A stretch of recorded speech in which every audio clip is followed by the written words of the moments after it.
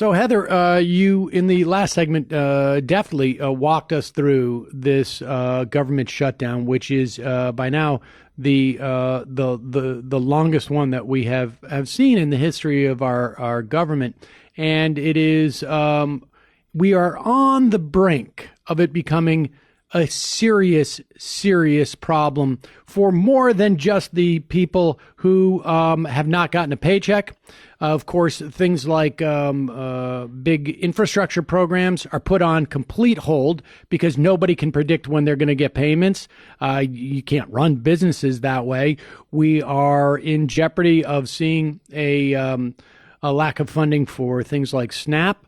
We're looking at housing reimbursements for landlords, for people under Section 8. This is going to be problematic very shortly. So the pressure is mounting. And the interesting thing to me is we have now 4 or 5 Republican senators who are saying, "Hey, let's just, can't we figure out some way of punting this? Can't we put the wall stuff to the side?" But Mitch McConnell has up to this point, not brought a bill to the floor, and he says he won't. And he's trying all sorts of things. They're bringing up like a bill to penalize any type of entities that are involved in the BDS boycott movement, which is just an absurd and maybe unconstitutional as far as I can tell. But the interesting player in this is Mitch McConnell, and yet we don't hear much about him in the media because people forget that the same people who were excoriating Donald Trump for potentially sort of sidelining the wall, whatever that means, are the same people who are also demonizing Mitch McConnell in the summer of 2016. I mean, Mitch McConnell is one of the most ostensibly hated figures in the Republican Party at that time. And as far as I know, Mitch McConnell is going to be up for re-election in 2020. And I think he is afraid of getting blamed for a Republican cave on this, because certainly Donald Trump will blame him, right? And this dynamic seems to me to be the most unreported dynamic that's out there right now. Well, it does. I mean, let's look at Paul Ryan just retired from the Congress and as Speaker. He had a 12% approval rating. Republicans hated him. I mean, there was a time when Trump would show up back in the 2016 election when Trump showed up and Paul Ryan didn't show up with him, and he was they booed Paul Ryan in his own district.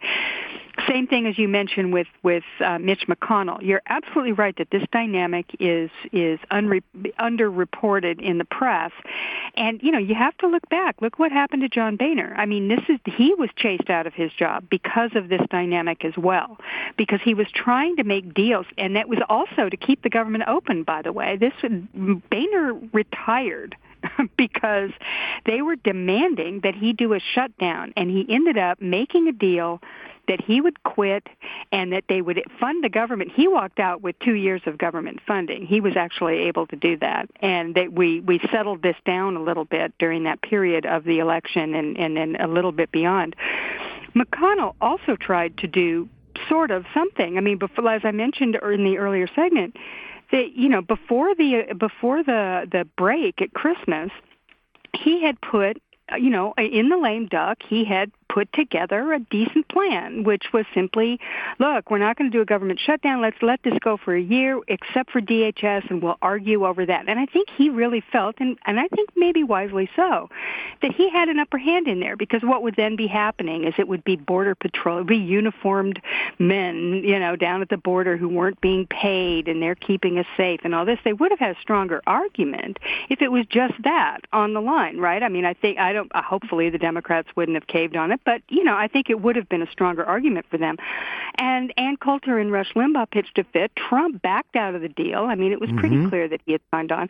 So that is the dynamic that's happening here. These people have all of them, absolutely, by the neck on this, and it's very, very difficult for Republicans to do anything different. Now, let's not forget that there's a new option on the table, and that is this option of Donald Trump calling a national security emergency crisis and declaring that he is going to have he's going to use military money and deploy military troops to the border to build his wall and take it completely out of the congressional, process there.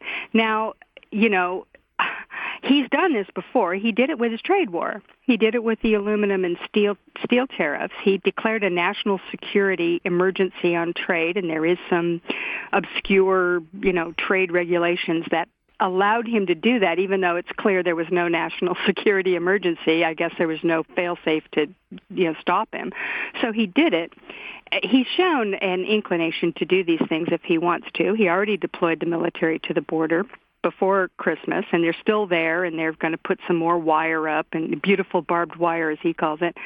So I would not be surprised at all if this is where they end up. I think, in my view, it's the only way that Trump can actually get himself out of this, and I think in some ways he assumes that this will make him look good with his base, which it probably will. It makes him a big macho dude who's, basically, autocratically, using the military for his own political purposes. They like that sort of thing.